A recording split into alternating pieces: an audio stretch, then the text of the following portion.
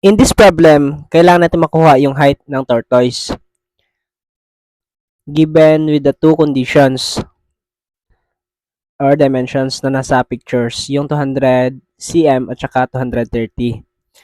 Nakikita nyo ba na kapag ipag-overlap natin yung dalawang pagong, yung nasa first picture at saka sa second picture, parang ganito yung mangyayari. Yan, ganyan. Makukuha natin yung height ng dalawang stone. So, bali yung height ng dalawang stone is yung total lang,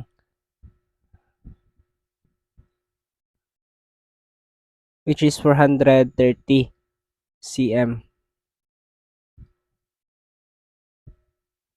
And to get the dimension of a single stone, just divide by 2. So, bali, height ng stone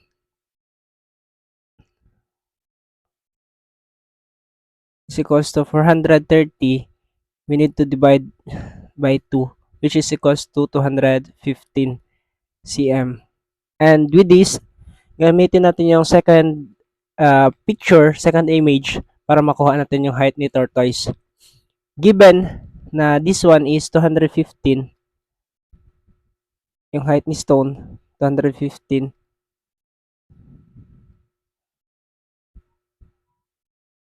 And para makuha yung height ni tortoise is that yung total height is equals sa height ni stone plus height ni tortoise. And meron na tayong dalawang dimensions with 230 as the total height is equals to 215 as the height of the stone plus yung unknown natin, which is height ni tortoise. With this, 230 is equals to, minus 215 is equals to height ni tortoise. And we have, finally, height ni tortoise is equals to 230 minus 215 is 15 cm. And box natin guys. Ito na yung tamang sagot or yung final answer natin.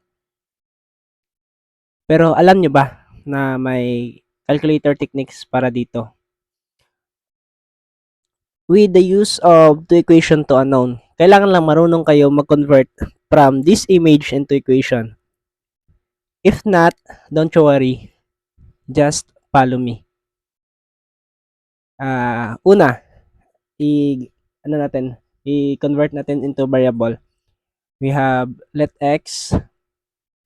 variable x be the stone or yung height ng stone, and let y be the tortoise.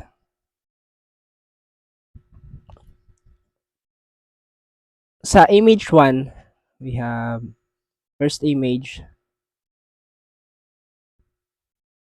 Kailangan wait lang. First image, di ba ito yung x? Ito yung y. Nakikita nyo ba yung x is equals to 200 plus y, di ba? Parang ganito. X is equals to 200 plus y. And by manipulation, x, lipat natin sa kabila yung y, minus y is equals to 200. And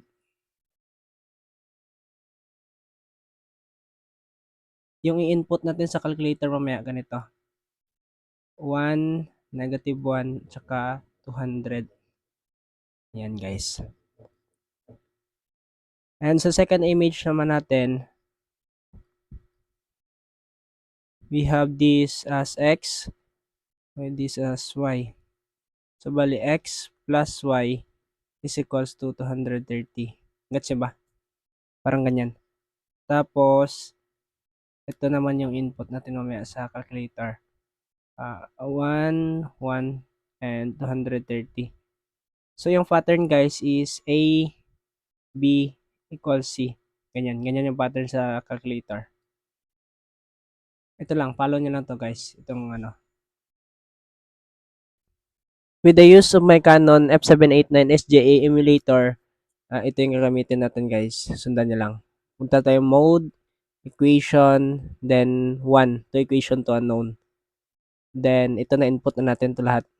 1 equals negative 1 equals 200 equals sa ilalim ulit yung second equation natin. 1 equals 230 equals and then hit equals na guys, finally pag natapos nyo na input lahat ng data equals, yun makukuha natin yung value ng x as 215. Yun yung height ng stone, tapos yung height ni y is yung height ng tortoise is yung value ni y, so 15. And finally we got parehas na yung sagot natin, which is yung height ni stone, yung x natin is equals to 315 cm, which is yung stone, and then yung value ni y is 15 cm, which is height ni tortoise.